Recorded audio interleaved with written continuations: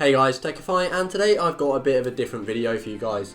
So about 3 months ago I reviewed the Xtrfy M42, and for a good portion of that time it's been my main mouse. So I just wanted to talk about how I feel about the mouse and what it's like 3 months later. So guys, let's get into this. So when I made my review I said some really great things about the Xtrfy M42. I think it's still about $60 and it made it into my top 5 mice of 2020. It's a pretty good mouse and I stand by that. I've really enjoyed my time using it. There are a couple of things that I want to change, I'm going to, modify about it, and there are a couple of things that are not so great if you're just a normal user, but overall I think compared to most mice I've used for a long period of time, it's withstood the test of time really well.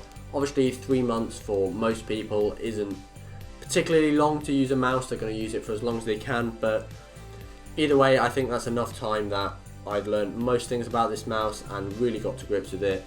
So I was maining the endgame gear XM1, or now XM1R, but I realised it was a bit too big for me. Now I've had some more time in my hands to play CSGO again, which is one of my favourite games. I realised where my aim's more important, I am much more suited to a smaller mouse where I can do a more proper claw grip, and that's just definitely the better option for me.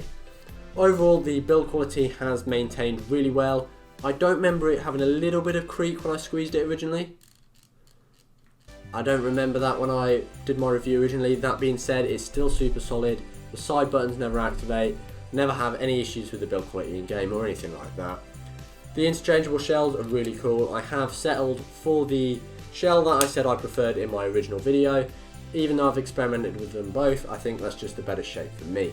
You may notice I have some grip tape on the side and there's no holes like normal. Great, it is 59 grams normally anyway, it's super light. However, I personally found the holes, especially on the right hand side of the mouse, were making it a little bit uncomfortable for me. So I tried some grip tape. This is in fact the grip tape that comes with the HyperX Pulsefire Haste. You can check out my review of that here. So this isn't any special grip tape. I would like to try some of the good stuff. I've heard some great things about lizard skins and things like that. But to be honest, this does the job. It makes it a lot more comfortable for me and I'm really enjoying that. It is something to bear in mind though, that I feel a lot of people, depending on your grip and just the way your hands are, might find the holes on the side slightly uncomfortable. The cable was probably my main negative of this mouse. It's a little bit stiff and I stand by that. In a mouse bungee it's not really an issue, but I am certainly looking to paracord this. Now I know I'm probably going to keep using it as my main mouse for a little bit longer. Similarly, when I take it to bits I will be replacing the switches, probably with KLGM 8.0s. And the reason for that is, as much as when I did the review originally and for the first bit of use of this mouse, the switches felt great, particularly the left click, which I've been using more, definitely doesn't feel quite as nice as it used to.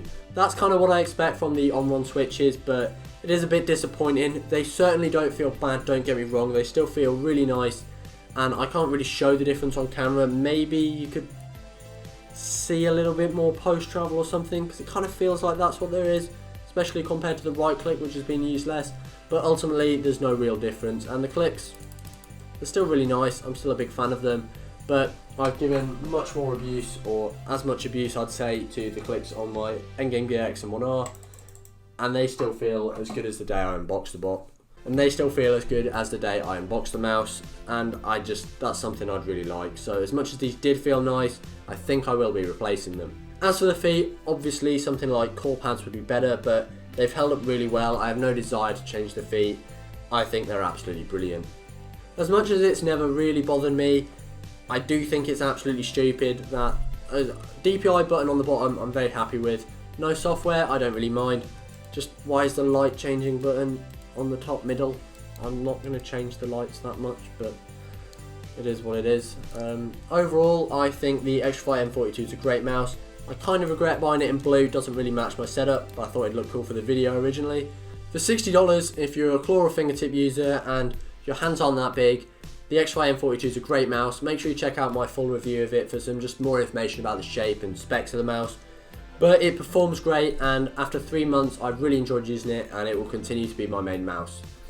If you want to look as cool as me, and I know you do, you can get yourself some merch at xtrfy.co.uk/merch. If you enjoyed the video, then leave a like and even consider subscribing to the channel. Thank you guys for watching, and I'll see you guys next time.